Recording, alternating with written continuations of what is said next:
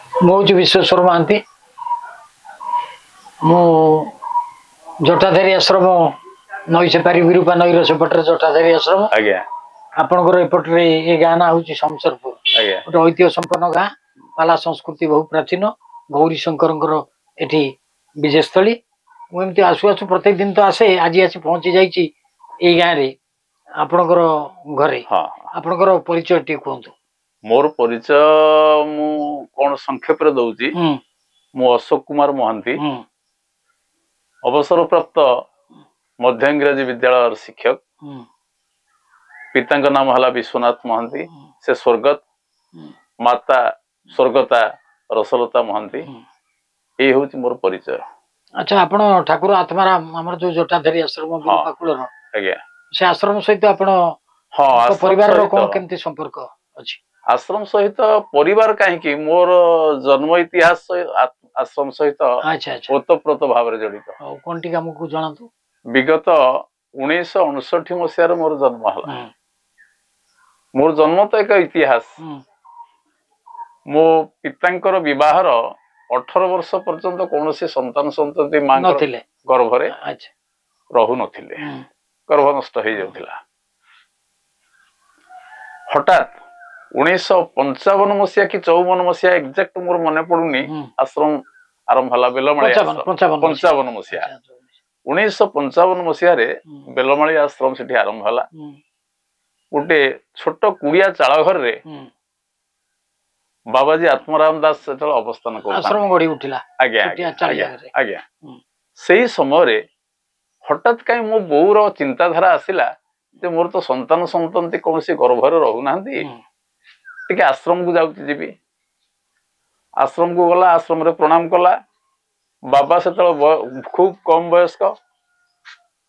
ତାଙ୍କ ପାଖରେ ଯାଇକି ଯେତେବେଳେ ହୁଁ ପହଞ୍ଚିଲା, ବାବା ପଚାରିଲେ, ମା ଲୋ କୁଆଡେ ଆସିଛୁ? ହୁଁ ନା ବାପା, ମୋର କେହି କିଛି ହୁଁ ସନ୍ତାନ ସନ୍ତତି ନାହାନ୍ତି, ମୁଁ ଟିକେ ଚାହୁଁଛି ପ୍ରଭୁଙ୍କ ପାଖରେ ଶରଣାପନ୍ନ ହବା ପାଇଁ। ହୁଁ ସେଠୁ ବାବା ଆତ୍ମାରାମ ଦାସ ହସିଲେ, କହିଲେ, ଆଲୋ ମା, ତୁ ତ ଯୋଉ କଥା ମତେ ବାପା ବୋଲି ଡାକି ସାରିଲୁଣି, ସମସ୍ତେ କହୁଛନ୍ତି ବାବା, ତୁ ମତେ ଡାକିଲୁଣି ବାପା, ତୁ ଆଜିଠାରୁ ମୋର ଝିଅ ହେଲୁ। ହୁଁ ଆଉ ମତେ କିଛି କହନା, ମୁଁ ମୂର୍ଖ କମାର ପିଲାଟେ। ହୁଁ କଣ ଏଠି ଆସି ବସିଛି ମୁଁ ଜାଣିନି, କିଏ ମତେ ବସେଇଛି ମୁଁ ବି ଜାଣିନି।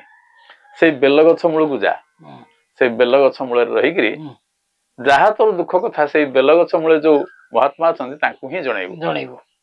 ତେଣୁ ନୀତି ପ୍ରତି ବୋଉ କଣ କରେ, ବିରୂପା ନଦୀରେ ସ୍ନାନ ସାରିବ, ସେଇ ଓଦା ଲୁଗାରେ ନଈରେ ପଶି କେତେବେଳେ ଛାତିଏ ପାଣି, କେତେବେଳେ ଅଣ୍ଟାଏ ପାଣି, କେତେବେଳେ ବେକେ ପାଣି ପଶିକିରି ଯିବ। କାହିଁକିନା ନଈ ପାର ହବାକୁ ହେଲେ ଦଶରଥପୁର ଘାଟ ପର୍ଯ୍ୟନ୍ତ ତାକୁ ଯିବାକୁ ପଡିବ। ତେଣୁ ଆମ ସାହି ତୁଠରୁ ଜଟାହାରୀ ଆଶ୍ରମକୁ ସେ ପ୍ରତିଦିନ ଯାଏ। ଇଏ ହଉଛି ମୋର ଜନ୍ମ ବୃତ୍ତାନ୍ତ। ଆଉ ଧୀରେ ଧୀରେ ତାର ଯେତିକି ଯେତିକି ଯିବା ସେଠିକି ବଢିଲା, ବାବାଜୀଙ୍କୁ ସେ ତ ବାପା ବୋଲି ସମ୍ବୋଧନ କରୁଥିଲା। ବାବା ଆତ୍ମାରାମ ଦାସ ମଧ୍ୟ ତାକୁ ଅତି ସ୍ନେହର ଝିଅ ବୋଲି କହୁଥିଲେ। ବୋଉ ବୟସରେ ବହୁତ ବଡ ବାବାଙ୍କ ଠାରୁ, କିନ୍ତୁ ସିଏ ହଉଛନ୍ତି ବାପା, ଇଏ ହଉଛନ୍ତି ଝିଅ। ଇଏ ହଉଛି କଥା। ତେଣୁ ଦିନେ ଗୋଟେ ଅଦ୍ଭୁତ ସ୍ୱପ୍ନ ସିଏ ଦେଖିଲେ। ବୋଉ ବୋଧେ ସେତେବେଳକୁ 10 ମାସ ଯାଇ ସାରିଲାଣି ବାବା ଆତ୍ମାରାମ ଦାସଙ୍କ ପ୍ରତିଷ୍ଠିତ ବେଲମାଳି ଆଶ୍ରମକୁ। ଦିନେ ରାତିରେ ସ୍ୱପ୍ନ ଦେଖୁଛି ଯେ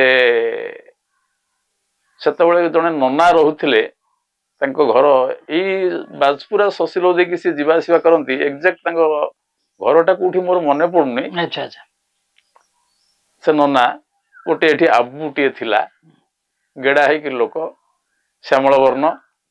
ସିଏ କଣ କରୁছে, ଗୋଟେ ବିରାଟ ବଡ ପୁଷ୍କରିଣୀ, ଅକାତ କାତ ପାଣି, ଗୋଟେ ଗୋଲଗାଲିଆ ଡଉଲ ଡାଉଲ ପିଲାଟିଏ, ତା ମୁଣ୍ଡରେ ମେଞ୍ଚାଏ ଖଣ୍ଡେ ଚୁଟି ଅଛି, ଗୋଛାଏ ଚୁଟି। ତା ଚୁଟିଟାକୁ ମୁଠେଇକି ଧରିଛନ୍ତି, ବୁଡଉଛନ୍ତି ଉଠଉଛନ୍ତି, ବୁଡଉଛନ୍ତି ଉଠଉଛନ୍ତି। ବୋଉ ସେଠୁ ଯାଇକିରି କହୁଛି, ନନା ନନା, ଇଏ କଣ କରୁଛ? ସେ ଛୁଆଟି କି ନଷ୍ଟ ହେଇଯିବ କାହିଁକି? ମୋର ତ ପିଲାପିଲି ନାହାନ୍ତି, ମତେ ସେ ପିଲାଟିକି ଦେଇଦିଅ। ନନା କହିଲେ, ଆଲୋ ମା, ତୋରି ପାଖକୁ ଇଏ ଯିବ ବୋଲି ମୁଁ ତାକୁ ବୁଡଉଛି ଉଠଉଛି। ତାର 7 ଜନ୍ମ ଏଇଠି, 7 ଥର ବୁଡେଇବି ଉଠେଇବି, ତାପରେ ତୋ ପାଖକୁ ସିଏ ଯିବ। ଇଏ ହଉଛି ମୋ ଜନ୍ମ ବୃତ୍ତାନ୍ତ। ତାପରେ ବୋଉର ଗର୍ଭୋଦୟ ହେଇଛି।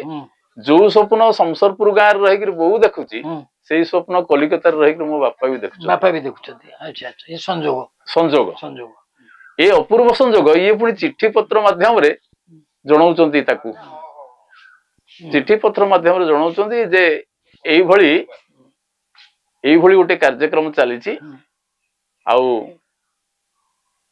ସେ କାର୍ଯ୍ୟକ୍ରମଟା ଅଦ୍ଭୁତ କାର୍ଯ୍ୟକ୍ରମ ନା କଣ ନା ସେ ନନା ଜଟାଧାରୀ ଆଶ୍ରମର ନନା ବୁଡଉଛନ୍ତି ଉଠଉଛନ୍ତି ଛୁଆଟିକୁ ସିଏ ସାଡୁ ଚିଠି ଲେଖୁଛି ସେତେବେଳେ ତ ଟେଲିଫୋନ ଯୁଗ ନୁହେଁ ସିଏ ସେଠୁ ଚିଠି ଲେଖି ଛାଡୁଛି ଏକ୍ଜାକ୍ଟ ସେଇ କଥାଟିକୁ ଆଙ୍କ ଚିଠି ବାପାଙ୍କ ଚିଠି ବୋଉ ପାଉଛି ବୋଉର ଚିଠି ବାପା ପାଉଛି ବାପା ଭାବୁଛନ୍ତି ମୁଁ ଏଇଆ ଲେଖିଛି ବୋଲି ସିଏ ମତେ ବୋଧେ କମେଣ୍ଟ କରିକି ଏଇଟା ଲେଖିଲା ବୋଉ ଭାବୁଛି ମୁଁ ଏଇଆ ଲେଖିଛି ବୋଲି ସିଏ ବୋଧେ ମତେ ଥଟ୍ଟା ପରିହାସ କରିକି ଲେଖୁଛନ୍ତି କିନ୍ତୁ ତାହା ସତ୍ୟରେ ପରିଣତ ହେଲା ଯୋଉଟା ଆମର ଅଛି ସ୍ୱପ୍ନଟି ସତ୍ୟ ହେଲା ସେ ସେଇଆ ହେଇଛି। ଆଚ୍ଛା ହଉ ଆପଣ ତ ଭବିଷ୍ୟ ଲାଭ କଲେ ବାବାଙ୍କ ଆଶୀର୍ବାଦରୁ ହେଲେ ଆପଣଙ୍କର ବେଲବାଳିଆ ମଠ ସହିତ ବହୁତ ଘନିଷ୍ଠ ସମ୍ପର୍କ ଆଜି ବି ସମ୍ପର୍କ ଏବେ ବି ସମ୍ପର୍କ ଆଚ୍ଛା କଣ ଆଉ ସ୍ମୃତି ଅନୁଭୂତି ବାବାଙ୍କ ସହିତ ଅନୁଭୂତିର କଥା ହଁ ଖାଲି ଗୋଟେ ଘଟଣା ଆପଣ ଠିକ କଥାଟେ ପଚାରିଲେ ସ୍ମୃତି ଆଉ ଅନୁଭୂତି ଅନୁଭୂତିରେ ତ ବହୁତ କଥା ରହିଛି ଯୋଉଟା କି ସ୍ମୃତିରେ ସେ ବିଜଡିତ ହେଇକି ରହିଛି ମାନସ ପଟରେ ଆଶ୍ରମର ଗୋଟିଏ ହେଲା ମୁଖ୍ୟ ପର୍ବ ବିଜୟା ଦଶମୀ ପର୍ବ ଦଶହରା ପର୍ବର ସପ୍ତମୀ ପୂଜା ଠାରୁ ଆରମ୍ଭ କରି ଦଶମୀ ପୂଜା ପର୍ଯ୍ୟନ୍ତ ବୋଉ ସହିତ ମୁଁ ଜଟାଧାରୀ ଆଶ୍ରମକୁ ଯାଆନ୍ତି ଏବେ ସେଟା ବିରୂପା ତୀର୍ଥ ବୋଲି ଗୋଟେ ମ୍ୟାଗାଜିନ ଥିଲା ସେଥିରେ ସ୍ମୃତି ଅନୁଭୂତିରେ ମୁଁ ଲେଖିଥିଲି ବାବାଙ୍କର ଭାରି ଶ୍ରଦ୍ଧା କାକରା ପିଠା ଖାଇବା ପାଇଁ ବୋଉ କଣ କରିଛି ଦୁର୍ଗାଷ୍ଟମୀ ବ୍ରତ କରେ ସକାଳୁ ସକାଳୁ ଉଠିକିରି ବଡି ଭୋରୁ ଉଠି ନଈରୁ ସେତେବେଳେ ବାଥରୁମ ଫାଥରୁମ ଆମର ଯେମିତି ଏବେ ଚାଲିଛି ନଥିଲା ନଈକି ଗଲା ଗାଧୁଆ ପାଧୁଆ ସାରିଲା ଆସିକିରି କାକେରା ପିଠା ତିଆରି କଲା ଆଜିକାଲି ମଇଦା କାକେରା ହଉଛି କଟା କାକେରା ହଉଛି ଚାଉଳ ଚୁନା ର କାକେରା ପିଠା ହେଲା କର୍ପୂର ସେଥିରେ ଟିକେ ପଡିବ ଛେନା ନଡିଆ ମିଶ୍ରିତ ହେଇ ପଡିବ ଗୋଲମରିଚ ଟିକେ ପଡିବ ସେଠୁ ଭୋଗ ପ୍ରସ୍ତୁତ ହେଲା କିଛି ଫଳ ଆଜିକାଲି ଭଳି ସେଉ ଅଙ୍ଗୁର ନୁହେଁ କୋତଳି ନଡିଆ ଏଇ କାକେରା ପିଠା ଉଖୁଡା ନିଜ ହାତ ତିଆରି ଉଖୁଡା କିଣା ଉଖୁଡା ନୁହେଁ ତାକୁ ଗୋଟେ ଭୋଗ ଡାଲା ସଜାଡିଲା ଇଏ ଅଦ୍ଭୁତ କଥା ଗୋଟେ ମୁଁ ସେତେବେଳେ ଚତୁର୍ଥ କି ତୃତୀୟରେ ପଢୁଥାଏ ମୋର ଏକ୍ଜାକ୍ଟ ମନେ ପଡୁନି ସେ ଭୋଗ ଡାଲଟେ ସିଏ ସଜାଡିଲା ସଜାଡି ସାରିଲା ପରେ ଆଉ ଗୋଟେ ଛୋଟିଆ ବ୍ୟାଗ ସେତେବେଳେ ପଲିଥିନ ଯୁଗ ନଥାଏ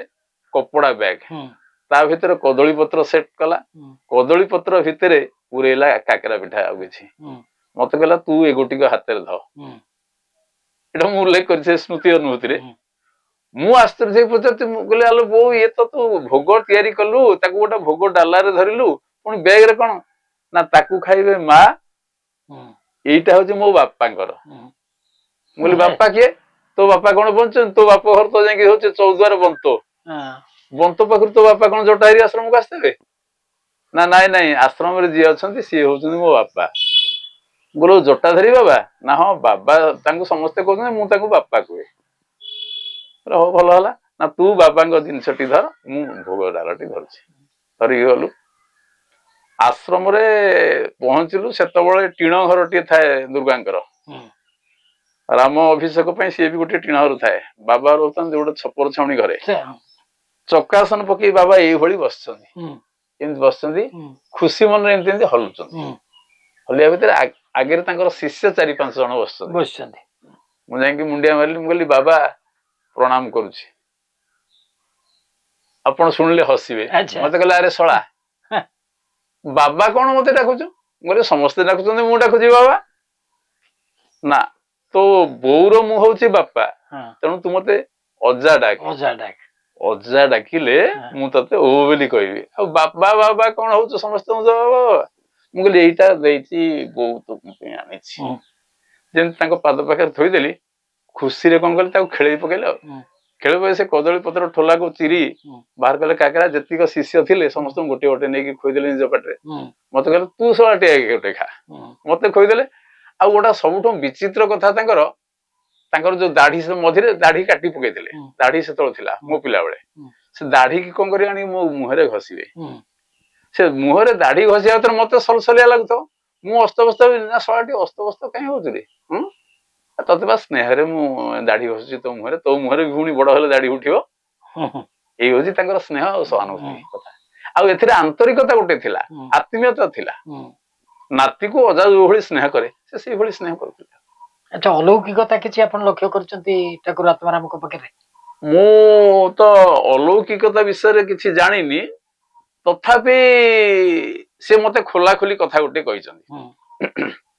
ସେତେବେଳେ ଆମେ ଶୁଣୁ ଆମ ପିଲାଦିନେ ନଖ ଦର୍ପଣ ଦେଖିବା ପାଇଁ ବାବା ଯାଆନ୍ତି। କାହାର କୌଣସି ଯଦି ଚୋରି ହେଇଯାଏ, ହଜିଗଲା, ନଖ ଦର୍ପଣରେ ବାବା ତାଙ୍କୁ ଦେଖାନ୍ତି, ଦେଖିଲୁ ଦେଖିଲୁ ଏଇ ଲୋକ ଯାଉଛି ନା ନାଇଁ। ଆଉ ମୂଳରେ ଗୋଟେ ରହସ୍ୟ ରହିଛି। ସତ କଥାଟା ମୁଁ ତାଙ୍କଠୁ ଖୋଲିକିରି ଆଣିଥିଲି ଅଜାନାତିର ସମ୍ପର୍କ ବିଷୟରୁ। ସାଧାରଣ ଲୋକେ ତାକୁ ଅଲୌକିକତା ଭାବନ୍ତି, କିନ୍ତୁ ଯୋଉଟା ମୂଢ ପ୍ରକୃତିର ବ୍ୟକ୍ତି, ଅକିଞ୍ଚନ ବ୍ୟକ୍ତି, ତାଙ୍କ ଭିତରେ ଚେତନ ଶକ୍ତିର ଜାଗ୍ରତ କରିବା ପାଇଁ ସେ ନଖ ଦର୍ପଣ ପ୍ରୟୋଗ କରନ୍ତି ବୋଲି ମତେ ନିଜେ ଖୋଲିକି କହିଛନ୍ତି। କାହିଁକି ନା ମୋର ଜଣେ ସମ୍ପର୍କ, ତା ଦେହରେ ସତ୍ୟତା ଥାଏ। ହଁ, ସତ୍ୟତା ବି ଥାଏ, ସତ୍ୟତା ରହିଥାଏ। ବିଶ୍ୱାସ ଯୋଗାନ୍ତି, ସେ ଆତ୍ମବିଶ୍ୱାସ ଦୃଢୀଭୂତ କରନ୍ତି, ଆତ୍ମବିଶ୍ୱାସକୁ ସଂକେନ୍ଦ୍ରିତ କରନ୍ତି ସେଠି। ବିଶ୍ୱାସ ମିଳଇ ହରି, ବାସ୍, ବିଶ୍ୱାସ ମିଳଇ ହରି ତର୍କେ ବହୁତ ଦୂର, ଯୋଉଟା ଆପଣ କହିଲେ। ଥରେ ମୋର ଜଣେ ସମ୍ପର୍କୀୟ ଶଳା ତାଙ୍କ ପାଖକୁ ଗଲେ, ବୟସ୍କ, ମୋଠୁ ସେ ବୟସରେ 3-4 ବର୍ଷ ବୟସରେ ବଡ। ଯାଇ ପହଞ୍ଚିଲେ, କହିଲେ ବାବା ମୁଁ ଏଇଥିପାଇଁ ଆସିଛି। ନା କଣ ପାଇଁ? ନା ମୋର କାହିଁକି କିଛି ମନେ ରହୁନି, ସ୍ମରଣ ଶକ୍ତି ରହୁନି, ମୁଁ ଭୁଲି ଯାଉଛି, ପାଗଳିଆଙ୍କ ଭଳିଆ କଥାବାର୍ତ୍ତା କରୁଛି, ଆଉ ମତେ ଟିକେ କଣ କେମିତି ବ୍ୟବସ୍ଥା କରନ୍ତୁ। ଆପଣ ତ ନଖ ଦର୍ପଣ ସବୁ ଚୋରି ହଜି ଯାଇଥିବା ଜିନିଷ ଇଏ କରନ୍ତି, ଆଉ ମତେ ଟିକେ କୁହନ୍ତୁ ଯେ କେମିତି ମୁଁ ମୋର ସ୍ମୃତି ଶକ୍ତି ଟା ଜାଗ୍ରତ ହବ, ଏବଂ ଯୋଉ ଆଡବାୟା ଭଳିଆ ହଉଛି ମାନସିକ ବିଭ୍ରମତା ଦଉଛି କେମିତି। ସେଠୁ ବାବା ନୀରବ ହେଇକି ଏମିତି ଚାହିଁକି ତା ମୁହଁଟାକୁ ଏକ ଲୟରେ ଚାହିଁକିରି ବସିଲେ। ତାପରେ କହିଲେ, ତୁ ଯା ଏଇ ବିରୂପା ନଈକୁ ଗୋଟେ ଅତୁଠରେ ଗାଧେଇବୁ। ଅତୁଠ ସ୍ନାନ କର। ହଁ, ଅତୁଠରେ ଗାଧେଇବୁ, ଏଇଠୁ ଗୋଟେ ଢାଳ ନେଇକି ଯା। ଗୋଟେ ଢାଳ ତାଙ୍କୁ ଧରେଇଦେଲେ, ଢାଳେ ପାଣି ନେଇକିରି ଆସିବୁ। ସେ ବନ୍ଧୁ ଜଣକ ଗଲେ, ତାରି ଭିତରେ ମତେ କହିଲେ, କହିଲେ ବୁଝିଲୁ ନାତି, ଆରେ ଏଇଟା ବାଳୁଙ୍ଗାଟା, ବାଳୁଙ୍ଗାଟା ଏଇଟା, ତା ବୋପା ମାଙ୍କୁ ସେ ମାନେନି, ବୋପା ମାଙ୍କୁ କଦର୍ଯ୍ୟ ବ୍ୟବହାର କରେ, ଆଉ ଏଇଟା ପାଗଳିଆ ହବନ୍ତି, ଆଉ କିଏ ପାଗଳିଆ ହବ। ମୁଁ କହିଲି, ଆଉ ଆପଣ ତାକୁ କଣ ଏଇନା ପାଣି ତା ଭିତରେ ବିଶ୍ୱାସ ଜାଗ୍ରତ କରେଇବି। କେତେ ଫିଲୋସଫିକାଲ ଥଟ୍ ତାଙ୍କର ଥିଲା ସେତେବେଳେ, ବିଶ୍ୱାସ ଜାଗ୍ରତ କରେଇବି। ମୁଁ କହିଲି କେମିତି କଣ ଯାଉ? ନା ତୁ ଦେଖେ, ବ୍ୟସ୍ତ କାହିଁ ହଉଛୁ। ସେଇଠୁ ସେ ବନ୍ଧୁ ଜଣକ ତାଙ୍କର ଗାଧେଇକି ଅତୁଠରୁ ପାଣି ଢାଳି ଧରିକି ଆସିଲେ, କହିଲେ ଯା ଶକ୍ତିଶ୍ୱରୀ ପୀଠରେ ଲମ୍ବ ହେଇକି ସେଠି ଶୋଇଯା, ମାଙ୍କ ପାଖରେ, ମାଙ୍କ ସାମ୍ନାରେ। ଇଏ ଲମ୍ବ ହେଇକି ଶୋଇଗଲେ। ତାପରେ କହିଲେ ଉଠିକିରି ଆସ। ଉଠିକି ଆସିଲେ, ଯା ସେଇ ଯୋଉ ମୋର ଯୋଉ ଛପର ଛାଉଣି ଘର ଯୋଉଠି ରହୁଛି, ସେଇଠୁ ଗୋଟେ କୁଟାରୁ ଚାଳରୁ ଗୋଟେ କୁଟାଟା ଟାଣି ଆଣେ, ଚାଳରୁ କୁଟାଟା ଟାଣି ଆଣେ, ତାକୁ ଘୁରା ତା ଭିତରେ, ତୁ ନିଜେ ଘୁରା, ତାପରେ ମତେ ଦେ। ମୁଁ ସେଠୁ ଘୁରେଇଲି। ଘୁରେଇ ସାରିଲା ପରେ ଥପ ଥପ ହେଇ ପାଣି ପଡୁଛି, ତ ହାତ ଦେଖା, 2 ହାତ ଦେଖେଇଲା, ଥପ ଥପ କରି ପଡିଲେ 7 ବୁନ୍ଦା ପାଣି ପଡିଲା। କହିଲେ ସେ ପାଣି ଟିକେ ପାଇଦେ, ଯା ଆକୁ ପାଇସାରିବୁ, ଏଇ ଯୋଉ ଢାଳକ ପାଣି ତାକୁ ଗୋଟେ ବୋତଲରେ ପୁରେଇକି ରଖିବୁ। ବୋତଲ ଗୋଟେ ପିଲାଟିକି ସେଠି ଶିଷ୍ୟ କିଏ ଥିଲା, ତାଙ୍କୁ କହିଲେ ଗୋଟେ ବୋତଲ ଆଣିକି ଦେ। ସେତେବେଳେ ପ୍ଲାଷ୍ଟିକ ବୋତଲ ମିଳୁଥିଲା, କାଚ ବୋତଲଟି ଆଣିଦେଲା, ତାକୁ ଧୋଇ ଧାଇକି କହିଲେ ଏଥିରେ ପୁରେଇବୁ, ସବୁଦିନ ଏଥିରୁ ଢୋକେ ପିଇବୁ, ଯେତିକି ପିଇବୁ ସେତିକି ପାଣି ପୁରେଇବୁ। ଏମିତି ତୁ 21 ଦିନ କର, ଦେଖିବୁ ତୋର ସବୁ ଠିକ ହେଇଯିବ। ଆଉ ବାପା ମାଙ୍କୁ ଭକ୍ତି କରିବୁ। ବାପା ମାଙ୍କୁ କେବେ ହେଲେ ତୁ ଅନାଦର କରିବୁନି, ହତାଦର କରିବୁନି। ବାପା ମା ହଉଛନ୍ତି ତୋର ପ୍ରଥମ ଗୁରୁ, ବାପା ମା ହେଲେ ତୋର ପ୍ରଥମ ଇଷ୍ଟ, ତାପରେ ଆଉ ଯାହାକୁ ତୁ କରିବୁ। ଏକଥା କହିଲେ ବନ୍ଧୁ ଜଣଙ୍କ ପ୍ରଣାମ କରି ସେଠୁ ବିଦାୟ ନେଇକି ଆସିଲେ। ପରେ ଖବର ପାଇଲେ ଆପଣ ସେ ଉପକୃତ ହେଇଛନ୍ତି। ପରେ ମୁଁ ଖବର ପାଇଲି ସେ ଉପକୃତ ହେଇଛନ୍ତି, ତାଙ୍କ ମାନସିକ ବିଭ୍ରାନ୍ତତା ଦୂରି ଯାଇଛି, ମାତୃପିତୃ ଭକ୍ତି ତାଙ୍କ ଭିତରେ ଜାଗ୍ରତ ହେଇଛି। ମତେ ସେଠୁ ଇଏ ତ ବନ୍ଧୁ ବାବା ଆତ୍ମାରାମ ଦାସ, ଦିନେ ମୁଁ ଯଶରାଜପୁର ସ୍କୁଲରେ ଥାଏ, ମତେ ଡକେଇଲେ, କହିଲେ ଟିକେ ନାତି ଆସିବୁ, ଆଶ୍ରମ ଆଡେ କଥା ଅଛି। ମୁଁ କହିଲି କଣ କାମ କହୁନାହାନ୍ତି। ନା କାମ ଆଉ କଣ, ସେଇ ତୋର ଯୋଉ ବନ୍ଧୁ ଆସିଥିଲା ତାଠୁ ମୁଁ ଶୁଣିବାକୁ ଚାହୁଁ, ତାର କିଛି ଉପଶମ ହେଇଛି ନା ନାଇଁ, ହେଇଗଲା କ୍ଲିୟର। ମୁଁ କହିଲି ହଁ ସେ। ଆଉ ବାପା ମାଙ୍କ ପ୍ରତି? ମୁଁ କହିଲି ବାପା ମାଙ୍କ ପ୍ରତି ବହୁତ ଭକ୍ତି ଭାବ ବଢିଯାଇଛି। ନାରେ ମୂଳ ମନ୍ତ୍ରଟା ମୋର ହଉଛି ସେଇଆ, ପିତାମାତାଙ୍କ ପ୍ରତି ଭକ୍ତି ଜନ୍ମେଇବା ହଉଛି ମୋର ପ୍ରଥମ କର୍ତ୍ତବ୍ୟ। ବାସ୍ ବଢିଆ କଥା ସେ କହିଲେ। ଏଇଟା ହେଲା ହଉ ଆପଣ ସୁନ୍ଦର ସ୍ମୃତି ଅନୁଭୂତି ଅଭିଜ୍ଞତାର କଥା କହିଲେ ବାବାଙ୍କ ସହିତ ସମ୍ପର୍କ। ଏବେ ବି ଆପଣଙ୍କର ସ୍ମୃତି ପଟରେ ଆତ୍ମାରାମ ହଁ ଏବେ ବି ଜୀବନ୍ତ ଅଛନ୍ତି। ଅଛନ୍ତି। ବିରୂପା ତୀର୍ଥ ଯେତେବେଳେ ପ୍ରଥମ ପତ୍ରିକା ତାଙ୍କର ଆରମ୍ଭ କଲେ ହଁ। ମତେ ଅଭିମାନ କରିକି ତ ସ୍ମୃତି ଅନୁଭୂତିର କଥା କହିଲେ ବହୁତ ସମୟ ଲାଗିବ, ନାଇଁ ମୁଁ ତ ଅଛି। ସଂକ୍ଷେପରେ କହୁଛି। ତଥାପି ଏବେ ଆପଣ ଏବେ ବି ଆଶ୍ରମ ସହିତ ଜଡିତ ଅଛନ୍ତି। ଏବେ ବି ଆଶ୍ରମ ସହିତ ଜଡିତ। ହଁ। ଆଶ୍ରମର ପ୍ରତ୍ୟେକ ଆପଣ ବି ଆନୁଷ୍ଠାନିକ କାର୍ଯ୍ୟକ୍ରମ ବିରୂପା ତୀର୍ଥର ବି ଆପଣ ସହ ବାସ୍ ସମ୍ପାଦକ ଅଛନ୍ତି, ଆଜ୍ଞା ଆଜ୍ଞା କାର୍ଯ୍ୟ କରୁଛନ୍ତି, ଆଜ୍ଞା ସବୁବେଳେ ଆଜ୍ଞା ଯାଆନ୍ତି। ଆଜ୍ଞା ଆଉ ଆପଣଙ୍କ ସ୍ମୃତି ଅନୁଭୂତି ଏବଂ ହୃଦୟ ଭିତରେ ଆଜ୍ଞା ଏବେ ବି ଆତ୍ମାରାମ ଜୀବନ୍ତ ଏବେ ବି ଅଛନ୍ତି। ଜୀବନ୍ତ ଅଛନ୍ତି। ଆଉ ସେମିତି ଜୀବନ୍ତ ଥାନ୍ତୁ, ଆପଣ ଭଲ ପାଉଥାନ୍ତୁ। ଆଜ୍ଞା ବିରୂପା କୂଳର ସଂସାରପୁରରୁ ସେପଟରେ ରାମକୃଷ୍ଣପୁରକୁ ହଁ। ଯାଇ ଠାକୁର ଆତ୍ମାରାମକୁ ସ୍ମରଣ ସେ ହଉଛି ମୋ କରୁଥାନ୍ତୁ। ପାଇଁ ନଈ ସେପାରି ଗାଁ। ନଈ ସେପାରି ଗାଁ।